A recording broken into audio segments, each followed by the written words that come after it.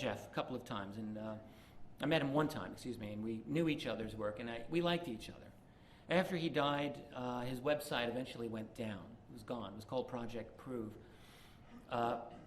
Fortunately, I had did a complete download of his site before it went down, and I asked his widow if I could republish his site, and I have it now as attached to my own site at keyholepublishing.com. You can spend weeks going through that and still not go through all of it. I want to show you an event, only one that he's got on his site, of an object that looks like it's doing a U-turn. This is in a 2005 mission, the STS-114. It's very strange. There's a lot of strange things from that mission. This is one of them. Now, when I move to the slide, it's going to, it's all sped up. So what looks like a couple of seconds actually in reality took a few minutes. He sped it up for so you could see it a little more easily. And it's just going to cycle through. So you'll see it a few times, and here it is. You're going to watch and back.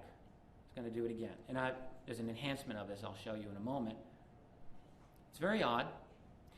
Jeff was no wide-eyed, gullible believer about this. He was a very analytical guy. He certainly didn't think that every anomaly in space was a genuine alien artifact. But he couldn't explain this one. Now I'm going to move to the next slide, and you can see he does a stabilization of this. And you can see it actually maneuvering and then turning around. Is there an optical effect here that we're not getting? What would cause this object to change direction or to appear to change direction in space? I don't know, unless it's actually doing that. What I can say very confidently is there's a lot of these types of clips. So when we talk about a secret space program, I think what we need to recognize is that there's more than enough motivation for it. If there are anomalies out there, all right, then you can bet that there's going to be more than enough motivation for a clandestine component to the space program to be in effect, if for no other reason than to investigate all of this. Okay? That's assuming that those objects aren't ours. And of course, if they are ours, well, then I guess that would be de facto proof of a secret space program also. I didn't really discuss some of the other elements of the program, such as the biotech research and so forth. We'll leave that for another day. I do believe that they are a big part of it as well. Let me move to the fourth part. I call this a breakaway civilization. This photograph, incidentally, is from 1966 from Provo, Utah. It's a legitimate photograph. I think what it shows is one of our own man-made UFOs. This is not far from Dugway Proving Ground. So, my basic point. In my last book, The Cover-Up Exposed, I make the case for what I think is a breakaway civilization.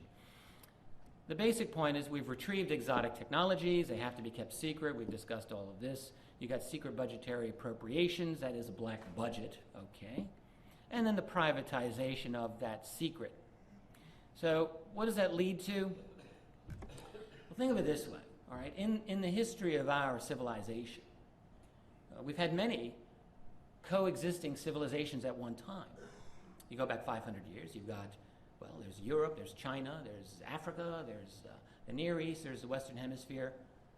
These are separate civilizations. They have different levels of scientific attainment, different cosmologies, different ideas about how the world is, okay? And the story of our world over the last 500 years has been the continuing merging of those separate civilizations into what we now have as global village.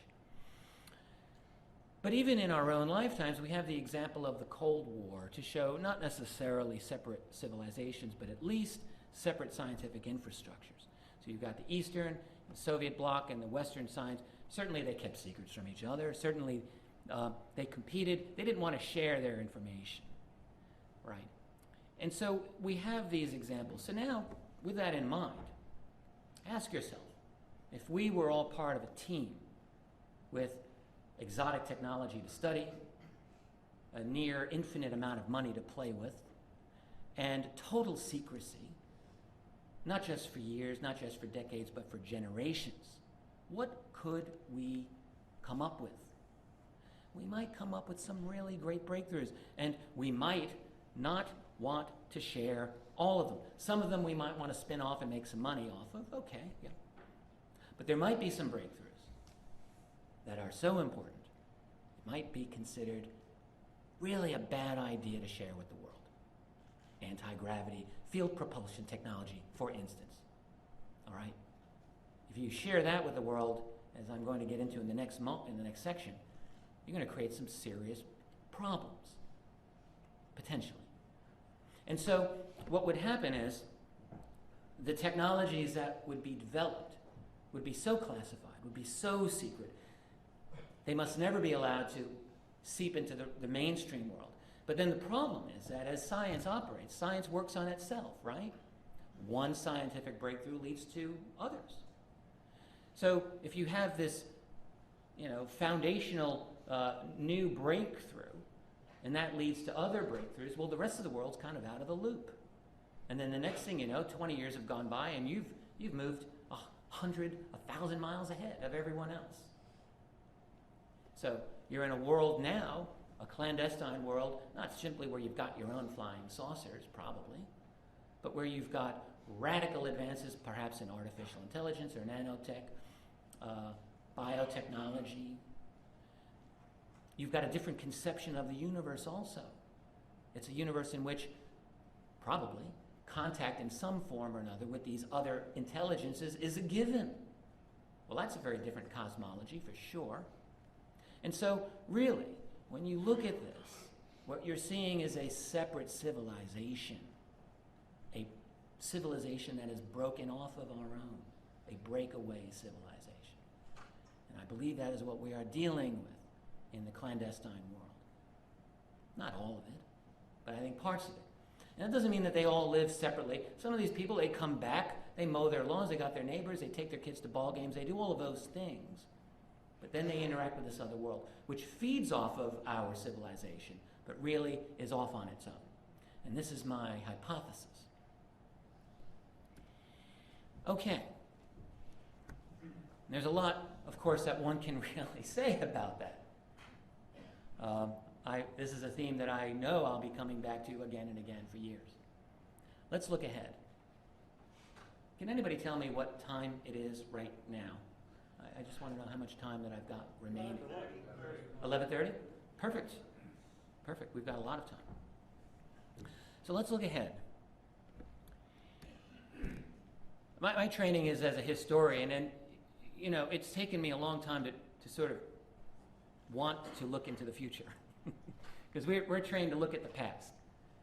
The past is a lot more fun, a little more manageable. The future is not so manageable. So with that caveat, let's keep in mind that the history of prognostications is a history of really bad predictions. I'm thinking of go back 100 years, some of two of my favorite 19th century authors. One is Edgar Allan Poe, another is H.G. Wells. We've all known these writers, of course. Poe, in one of his short stories, and the name of it escapes me, it's fascinating. He wrote it in 1848, and it takes place 1,000 years in the future, in the year 2848. So it's Poe's vision of the future, and it's really wild technology. The story is a series of letters by this person of the future, writing about traveling around the world. And remember, it's 1848, okay. And he's up in the air, flying around the world at the amazing speed of 100 miles per hour in a balloon. A balloon. So now Poe, of course, is a man with great imagination, a brilliant writer, and that is the best he could come up with. And I'm not knocking him for it. It's really hard. H.G. Wells, in War of the Worlds in 1895, I think, around then. Remember, he's got the Martians coming to Earth, and they land.